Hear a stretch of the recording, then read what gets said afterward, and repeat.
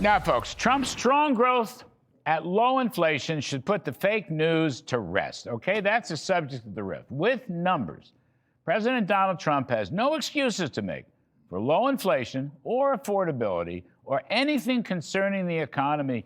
His first-term record right now, he's into it for 8 or 9 months. Strong growth, barely minimal inflation, was so vastly better than Joe Biden's to begin with.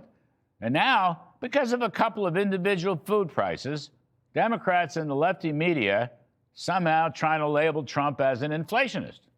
All right? Here's a couple of numbers.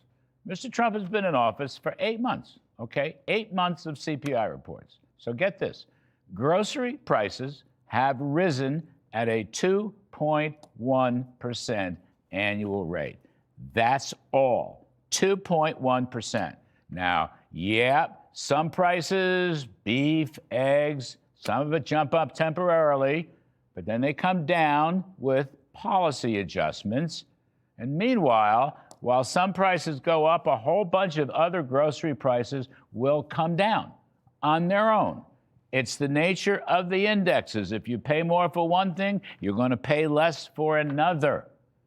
Now, when Joe Biden was president, get this, grocery prices increased 5.4% per year at an annual rate. Cumulatively, they increased 23%. All right? As for Mr. Trump's 8 months, his cumulative grocery price jump, 1.4%. That's all he's got. Aside from ground beef, eggs temporarily, he's got nothing to apologize for. Meanwhile, here's another important thing.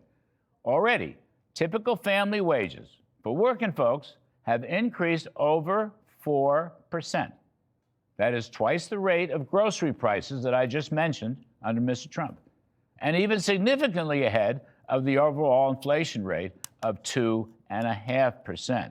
So let me get this right. Grocery prices exploded under Biden.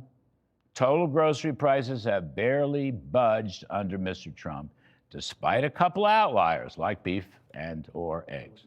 Wages now are rising faster than prices under Mr. Trump. Let me repeat that. Wages are rising faster than prices. We have a great picture of it that we'll show again and again. But if groceries rose 23% under Biden, under him, roughly $3,300 higher than wages. So real wages collapsed under Mr. Biden because prices were higher than wages.